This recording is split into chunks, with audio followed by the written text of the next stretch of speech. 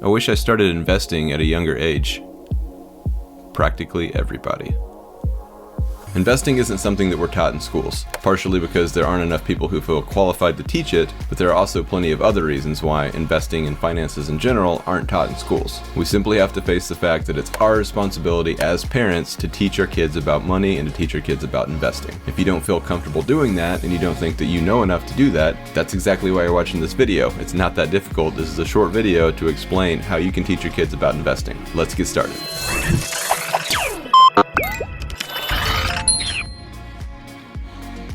Please don't forget to subscribe for more videos on money, minimalism, and our travel journey around the world.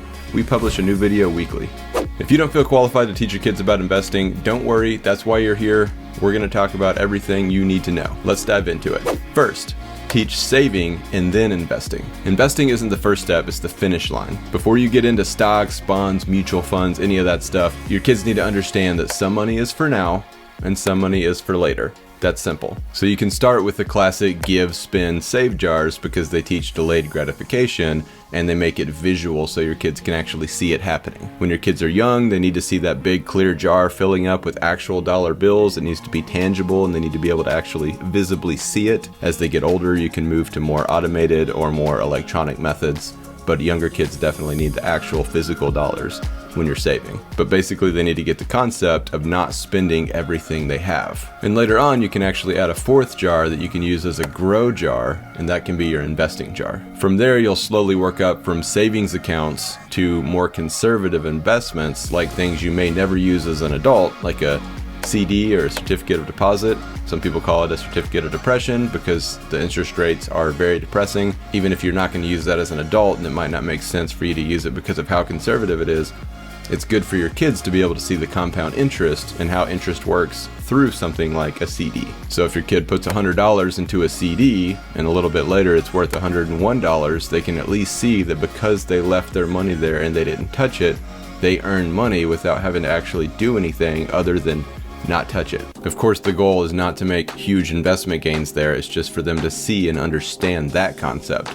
And then we can move on to more aggressive investments. But just make sure they understand the invest, wait, earn model. Another option if you don't want to do a CD is to do a more conservative mutual fund, but the point is you don't want it to make huge swings in either direction. Before we get more into specifics on investing, let's talk about pay yourself first. If your kids only learn one thing about investing, let it be pay yourself first. As Christians, you can say pay yourself second because we give God the first fruits and we pay our tithes and offerings first and then we invest. But the point is, before you pay your bills, before you buy things, before you spend money on other stuff, you put money into savings and investments first. You're always going to find a way to make ends meet. You're always going to find a way to feed your family. You're always going to find a way to put gas in your car. But if you're waiting till the end of the month for what's left over to invest or to save, that money's never going to be there. That's why you pay yourself first, save, invest first, and then you live on the rest. Then you can let time work its magic. There's a popular chart circulating around the financial world. As far as I know, Dave Ramsey may have been the first one to put it in his book, but it's basically just two different people who start investing at different times. One starts when they're 19, one starts when they're 27. The 19-year-old invests $1,000 a month and he stops at age 27. The 27-year-old starts at age 27 investing $1,000 a month and continues to invest all the way up until retirement age, and he still hasn't caught up with the 19-year-old because the 19-year-old started earlier. Because that's the big thing, is to start early. This chart uses a 12% interest rate. That's not important. Don't worry about the interest rate. A lot of people like to argue about things like that's not a realistic interest rate and things that don't really matter because we're just trying to teach a concept. You can use 9%, 8%, you can use 3% if you want to, but the principle is the same. The younger you start, the less you have to invest, because compound interest will work magic over time. And the funny thing is, I've heard a lot of people argue about stuff like this and they want to argue about the interest rates instead of just talking about the concepts. But in reality, statistics show that 66% of Americans, adults, don't understand compound interest. So a lot of people that are probably arguing that these interest rates aren't accurate and everything, they don't even understand how it works. So again, the point is not the 12% interest rate on that chart. The point is, if you start young, you're going to be ahead at a younger age. It's important for your kids to understand compound interest, to understand that compound interest is interest on interest, and to understand how it works and understand why it's so powerful. So I'm gonna link some articles below I did on that. You can explain that to your kids. There's plenty of videos and stuff online to show your kids. They need to understand compound interest. We've even had our kids calculate compound interest. It's not a bad idea to get them to understand, because at first it's not gonna make sense to them. If they understand percentages, they're gonna say, well, it doesn't make sense. Why is it so much money? And then they start to understand that because the interest rate is on a larger and larger number, as the interest rate grows your money, and then it makes more sense to them later on, or they say, oh, okay, that's why it adds up so quickly. And the compound interest, or the money I'm making from interest, is actually the bulk of my money, not the money that I'm putting in. So we've talked about compound interest, we've talked about starting young, we've talked about all of this stuff.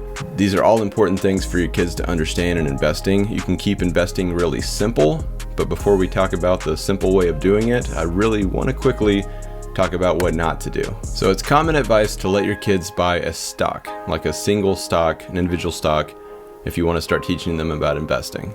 I'm not saying that that's entirely wrong to let your kids buy a share of Disney or some company that they know and can understand, but it's also maybe not a great idea, and I'll explain why. So the idea behind that is to let your kids understand how stocks work. But fun fact, kids are actually fully capable of understanding how stocks work without putting skin in the game and without putting their actual money into a stock. You can actually just show them how stocks work. It's actually really easy. And it's not going to make them understand anymore just because they actually put money in. They might not even understand how they electronically put that money in there. You can show them how stocks work without them buying a stock. But here's why it's a bad idea for them to buy a stock. So I suggest more conservative methods of investing, especially in the beginning.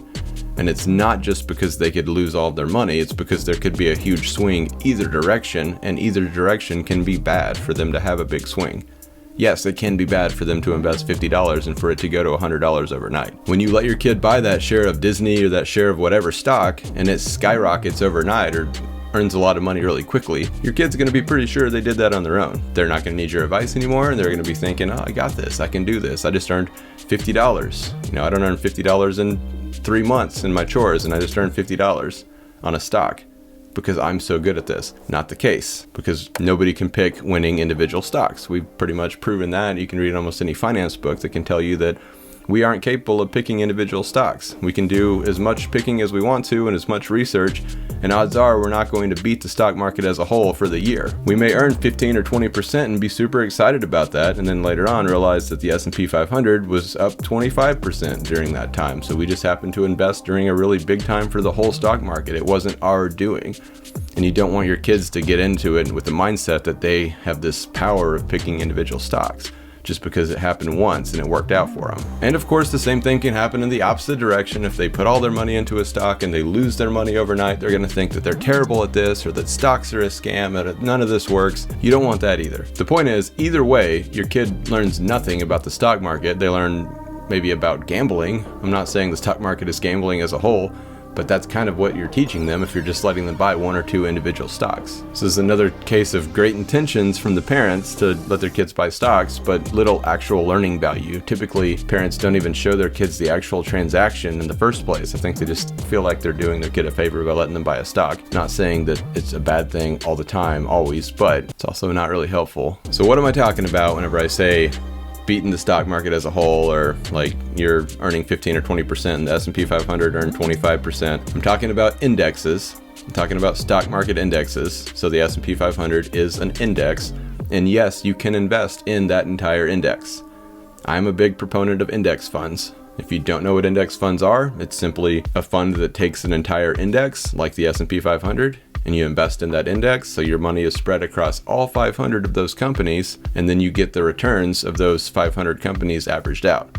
So if the S&P 500 earns 15%, you earn 15%. If 2 or 3 of those companies go out of business overnight, which is pretty rare for S&P 500 companies, but it can happen, then you still earn a decent percentage.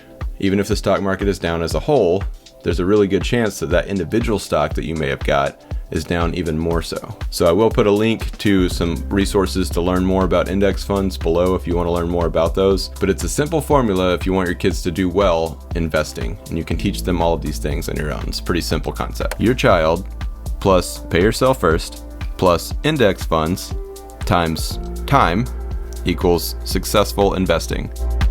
It's also easy investing. It's also pretty hands-off investing. The whole point of this is that if they start young and they're investing in index funds, you're going to have people out there that are going to argue that you can earn a higher return with cryptocurrency, or you can earn a higher return with picking mutual funds that have a better return than index funds, which is not a great idea to try to do that.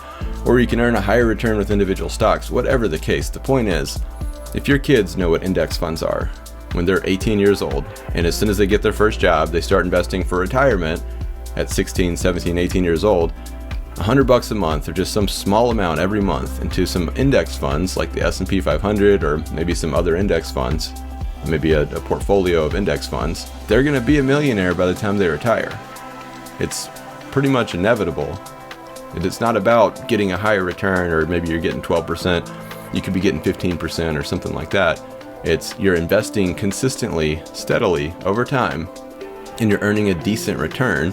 It's going to work out. It's going to cash out. Once again, are there other ways to earn more money? Absolutely.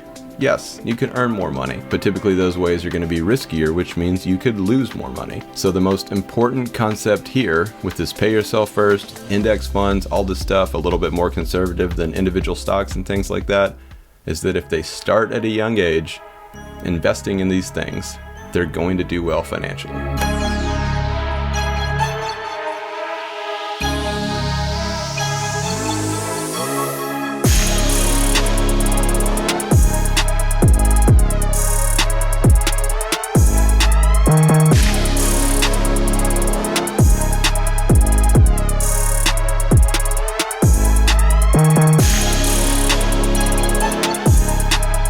For more about money and kids, check out my new book, Intentional Children. The entire first half of that is about money and kids. The second half is about mindset. It's not really a parenting book. It's the stuff that slips through the cracks in parenting books. Check out that book. Please subscribe for more videos on money, minimalism, our travel journey around the world.